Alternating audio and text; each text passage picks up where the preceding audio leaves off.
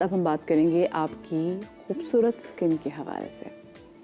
सबकी जल्द खूबसूरत होती है, सबके रंग, चाहे वो गोरा हो, गंदमी हो, सांवला हो, डार्क हो, सबके रंग खूबसूरत होते हैं।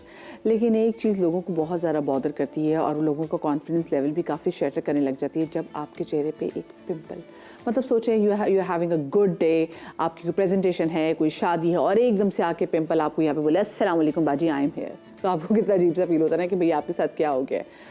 ये तो चलो एक दिन हो गया और आप कहते जी इस पिंपल ने मेरा पूरा दिन जो है बर्बाद कर दिया, पूरा इवेंट बर्बाद कर दिया।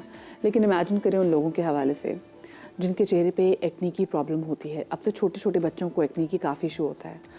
वो एक्नी उन बच्चों का कॉन्फिडेंस लेवल कितना ख़राब करता होगा। अगर एक पिंपल की वजह से we are having a bad day, तो ये सोचे कि एक्नी की वजह से उनकी, तो फिर आप ये बोलना कि पूरी ज़िंदगी अल्लाह माफ़ करे ख़राब होगी, ऐसा नहीं है। कैसे निकला जा सकता है, एक्नी की वजूहात क्या होती हैं, और खुदा के लिए इससे पहले कि आप खुद टोटके करें, मैं अक्सर लोगों को जानती हूँ जो कहते हैं जी हमने अपने मुंह पे लीमू लगाना शुरू कर दिया था। आप सोचें उफ मेरे अल्लाह, मैं आपको नहीं बता सकती ये लीमू क्या करता है एक्नी के साथ, लेकिन जो बता सकती हैं वो मौजूद है हमारे साथ स्टूडियो में मौजूद है मारूफ डर्मेटोलॉजिस्ट डॉक्टर बतूल अशरफ, उनको शामिल गुफ्ताम। डॉक्टर साहिबा कैसी हैं आप? ठीक ठाक हैं डॉक्टर साहिबा। ये एक्नी का इशू तो लोगों को है बहुत, और ये कोई नई चीज़ नहीं है, चली आ रही है। लेकिन जो हमारी अपनी अप्रोच है टुवर्ड्स दिस एक्नी, वो बड़ी खौफनाक है, वो चीज़ें ख़राब कर देती है। हम सबसे पहले तो मुझे बताइए एक्नी क्यों होती है, और फिर दूसरा मैं ये जो लीमू वाली बात भी ना आपसे ज़रूर जानना चाहूँगी कि ये करता क्या है फिर उसके साथ। अच्छा, क्यों होती है का रीज़न जो है वो बहुत सारे हैं, ठीक है। जैसे जैसे बच्चे बड़े होते हैं, आप एडोलेसेंस में आप एंटर होते हैं, इट्स अ नॉर्मल फिनोमेना। हमारी स्किन का पीएच चेंज हो रहा होता है। सबसे पहले ये समझ लीजिए जो आपकी टाइप ऑफ स्किन है, जब वो उसका पीएच चेंज होगा according to your hormones, according to your water level in your body, तो वो अल्टीमेटली आपको एक्नी कभी ना कभी निकलेगी। अच्छा, दो टाइम पे एक्नी हर सूरत निकलती है। एक जब आप ट्रांजिशन फेज में होते हैं, वो ट्रांजिशन फेज क्या है मदिया, 12 ईयर से 13 से 19 तक एक्नी निकलेगी। It's a normal phenomena. ये अल्लाह ताला की तरफ से हमारा जो पसीना है उसका पीएच जो है वो सुबह शाम तब्दील होता रहता है। फिर डिपेंडिंग कि कितना स्ट्रेस लेवल है, हम किस तरह उसको डील करते हैं उस स्ट्रेस को, वो हार्मोनल चेंजेस लेकर आता है, पसीने का पीएच तब्दील होता है, अल्टीमेटली वो एक्नी का रीज़न बनता है, ठीक है। अब उसके ऊपर अगर आप पानी का इंटेक कम करते हैं तो एक्नी का बैक्टीरिया एसिडिक पीएच पे पलथा फूलता है। पानी का इंटेक अगर आपका कम है, बहुत सारे बच्चे ऐसे हैं जो सुबह स्कूल जाते हैं और उनको स्कूल के वॉशरूम्स नहीं यूज़ करने होते, ठीक है। वो पानी का इंटेक कम करते हैं, अल्टीमेटली 2 से 3 दिन में ही एक्नी विजिबल होना शुरू हो जाती है, ठीक है। अगर आप अपना गट अच्छा रखेंगे, आपका मैदा जो है वो सही है, आप उसमें पानी का इंटेक अच्छा कर रहे हैं, उसको न्यूट्रलाइज रख रहे हैं, क्योंकि गट में आपके जितने भी बैक्टीरियाज होते हैं, हेल्दी बैक्टीरियाज और एंजाइम्स, वो एक्नी के बैक्टीरिया को कंट्रोल कर लेते हैं। एक्नी का बैक्टीरिया हमारे स्टमक में होता है, ठीक है।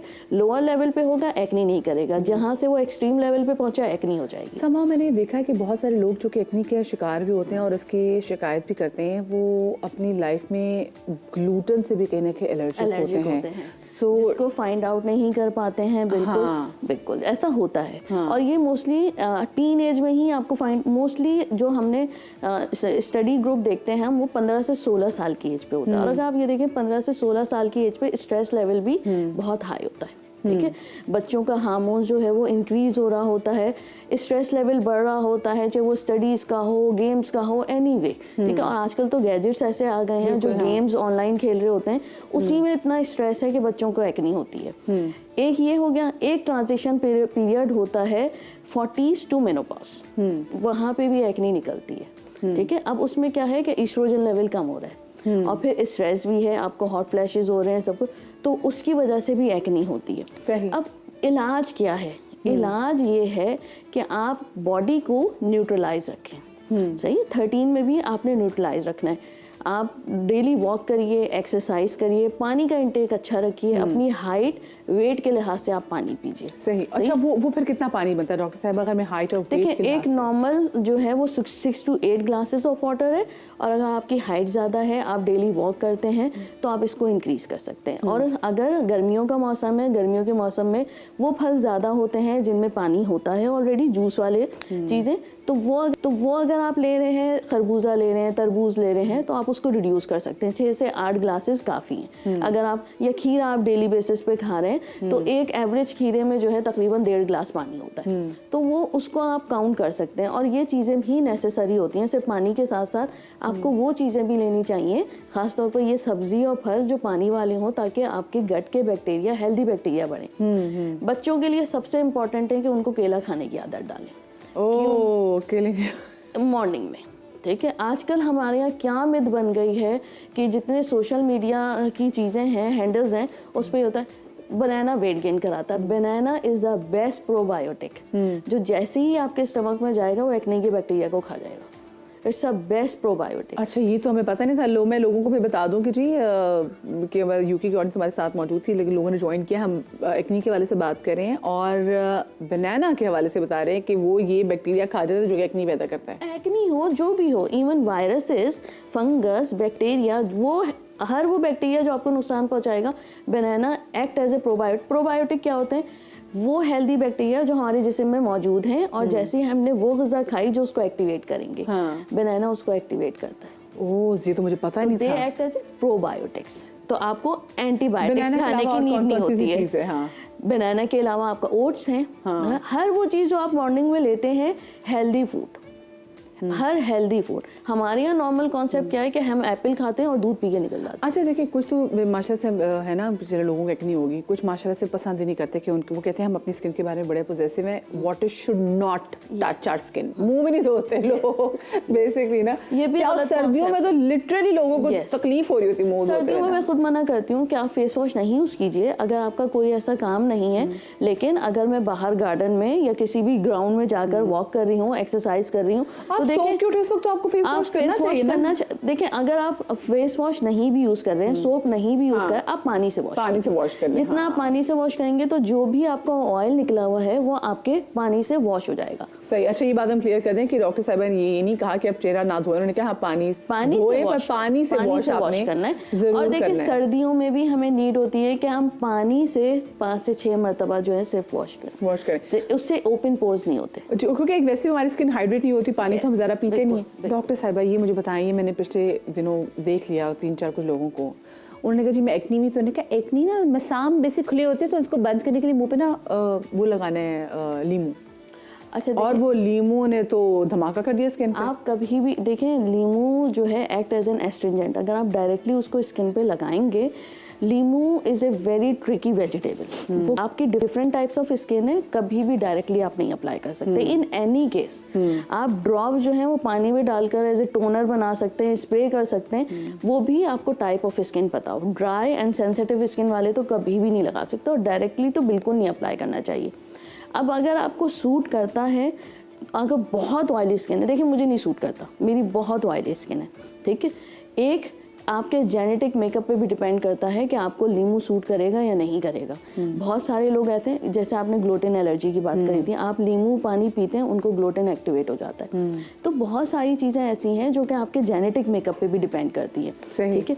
कोई भी डायरेक्ट चीज़ आप अगर लगाते हैं, आप पैच टेस्ट करिए यहाँ गर्दन पे, आप यहाँ पे करिए। अगर आपको दाने, या बहुत सारे लोगों को बैकनी होती है, बैक पे जो एक्नी होती है, आप वहाँ पर लगा कर देख लीजिए। वो लीमू को डायरेक्टली कभी भी नहीं अप्लाई किया जाता, आप इन्हें टोनर फॉर्म कर सकते हैं। वो भी टोनर मैं इस तरह बताती हूँ, जो कि बहुत सारी कंपनीज का मिलता है। आपने नॉर्मल पानी लेना है, जैसे मिनरल वाटर लिया आपने, क्योंकि उसमें सोडियम, कैल्शियम वगैरह की क्वांटिटी बहुत अच्छी होती है। तो आपने 1 गिलास पानी लिया, उसमें जस्ट 2 ड्रॉप्स आप डालेंगे लेमन के, और इतनी सी चुटकी सोडा डालेंगे, लेकिन और मिक्स करके आपने वो स्प्रे करना है सुबह, दोपहर, रात। तो वो लोग जिनको मुंह धोने की बीमारी नहीं हो, वो नहीं वॉश करना चाहते, तो वो बॉटल में बना कर रखें और एज ए टोनर यूज़ करें। That minimize. क्यों? सोडा बेसिकली आपकी स्किन के पीएच को न्यूट्रलाइज करता है। डॉक्टर साहब, मुझे ये बताएं कि स्पेसिफिकली जो वो लोग जिनकी एक्नी की प्रॉब्लम होती है, उनकी रात को बेड पे सोने से पहले रूटीन क्या होनी चाहिए, और सुबह उठ के सबसे पहले उनको क्या चीज़ करनी चाहिए? अच्छा देखिए, सबसे पहले रूटीन तो ये होना चाहिए कि ना आप अपनी पहले तो टाइप ऑफ स्किन आपको पता हो और लेयरिंग सीखिए। लेयरिंग क्या होती है कि अगर मेरी ऑयली स्किन है तो सबसे पहले मैं किसी भी अच्छे कोई भी AHA BHA के टोनर से पहले स्किन वाइप करूँगी, उसके बाद मैं पानी से वॉश करूँगी। देन अगर फिर भी नोज़ के अराउंड मेरे ऑयल है या मैंने मेकअप किया हुआ था तो मैं फेस वॉश यूज़ करूँगी, आइडियली सैलिसिलिक एसिड का। लेकिन सर्दियों में सैलिसिलिक एसिड का फेस वॉश नहीं यूज़ किया जाता। आप मार्च ऑनवर्ड्स से लेकर अक्टूबर तक के सैलिसिलिक एसिड का फेस वॉश यूज़ कर सकते हैं। और फिर इतना सा मैंने फेस वॉश या न्यूट्रल pH का एनी फेस वॉश आप ले लीजिए, आपने वॉश किया, उसके बाद आप हाइलुरोनिक एसिड लगाइए, ठीक है। उसके बाद आपने जो भी आपकी क्रीम है, जो बच्चे हैं टीनेज है कि नहीं है, उनको जिंक बेस्ड क्रीम लगानी होती है। अच्छा, zinc plus glycolic acid, zinc plus caffeine, ये नॉर्मल इजीली 1% हार्डली चाहिए होती है। जहां आपको पिंपल हो रहे हैं आपने मसाज कर लिया, फिर भी अगर आपके कोई सिस्टिक एक्ने है उस पर कोई भी क्लिंडामाइसिन का जेल लगा लीजिए, सिर्फ अप्लाई करना है। अगर आप इनिशियली ये करेंगे आपकी एक्ने फिनिश हो जाएगी। सही। आपको किसी भी एंटीबायोटिक की या विटामिन ए या ट्रेटिनोइन या आइसोट्रेटिनोइन के कोर्स की नीड नहीं होगी। सही जी, सिर्फ आपने डाइट अच्छी रखी, डाइट अच्छी करनी है और बनाना तो आपने ज़रूर खाना है। बहुत शुक्रिया जी, डॉक्टर बतूल हमारे साथ मौजूद थी। और देखिए, जब आपको एक्ने होती है तो सिर्फ आपको चेहरे पे इलाज नहीं करने की ज़रूरत होती है, आपको इनसाइड भी इलाज करने की ज़रूरत है, बिकॉज आप बहुत सारी ऐसी चीज़ें खा रहे थे जो एक्ने को ट्रिगर करती है। मैं जो छोटी सी